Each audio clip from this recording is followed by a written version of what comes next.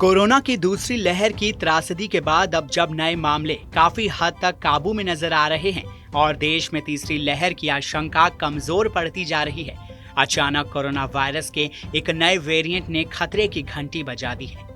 जी हां, दक्षिण अफ्रीका में कोरोना का नया वेरिएंट B.1.1.529 मिला है, जो कि काफी डेडली बताया जा रहा है।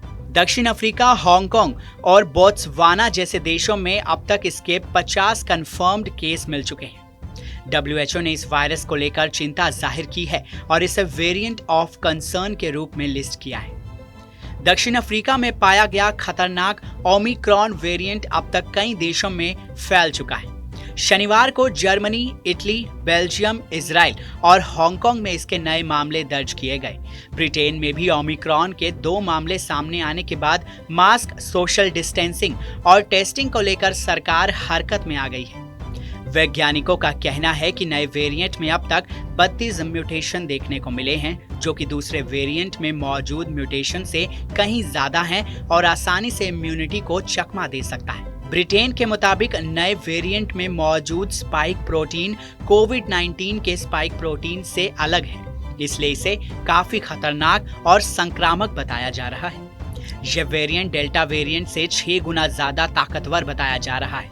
डेल्टा वही वेरिएंट है जिसने भारत में कोरोना की दूसरी लहर के दौरान तबाही मचाकर रख दी थी। वैज्ञानिकों का दावा है कि यह वेरिएंट काफी तेजी से लोगों तक संक्रमण फैला सकता है। डेल्टा वेरिएंट से 500% ज्यादा संक्रामक ये वेरिएंट 35 लोगों तक वायरस को फैला सकता है। अमेरिका और ऑस्ट्रेलिया ने दक्षिण अफ्रीका से आने वाली फ्लाइट्स पर बैन लगा दिया है।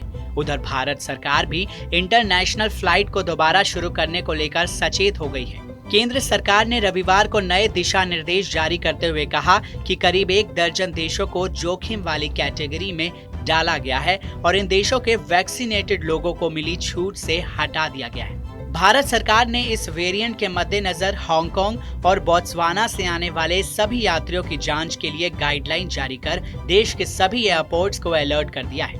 केंद्र सरकार ने राज्यों को भी एक्स्ट्रा केयरफुल रहने के लिए कहा है। साथ ही कहा गया है कि वो दक्षिण अफ्रीका, हांगकांग और बोत्सवाना से आने वाले मुसाफिरों, यात्रियों की अच्छी तरह से जांच करें। हालांकि इस नए वेरिएंट का अभी तक कोई मामला भारत में सामने नहीं आया है। सरकारी सूत्रों ने बताया कि देश भर के टेस्टिंग लैब्स में भेजे गए किसी भी सैंपल में B.1.1.529 वेरिएंट नहीं पाया गया है। हालांकि भारत के लिए चिंता की बात यह है कि नया स्ट्रेन हांगकांग तक पहुंच गया है। आपको बता दें, ओमिक्रॉन वेरिएंट के पहले मामले की पुष्टि 24 नवंबर को दक्षिण अफ्रीका में हुई थी और पहला ज्ञात संक्रमण 9 नवंबर को एकत्रित किए गए नमूने से मिला था। फिलहाल ओमिक्रॉन वेरिएंट से संक्रमित होने पर कोई असामान्य लक्षण नहीं बताए गए हैं। इस वेरिएंट को लेकर रिसर्च की जा रही है और इसके लक्षण और रोकथाम को लेकर स्टडी की जा रही है। बहरहाल, हमारी इस खबर को लेकर आपकी क्या है राय, कमेंट सेक्शन में हमें लिखकर जरूर बताएं। साथ ही देश और दुनिया की तमाम बड़ी खबरों के लिए सब्सक्राइब करें हमारा YouTube चैनल TV9 भारतवर्ष।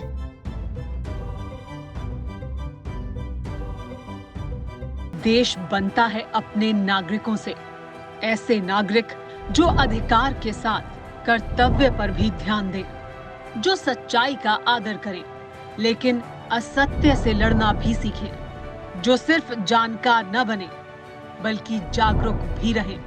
इस काम में TV9 डिजिटल है आपका मददगार लगातार, ताकि आप भीड़ का हिस्सा न बने बल्कि राह दिखाएं भीड़ को। देखते रहिए TV9 डिजिटल।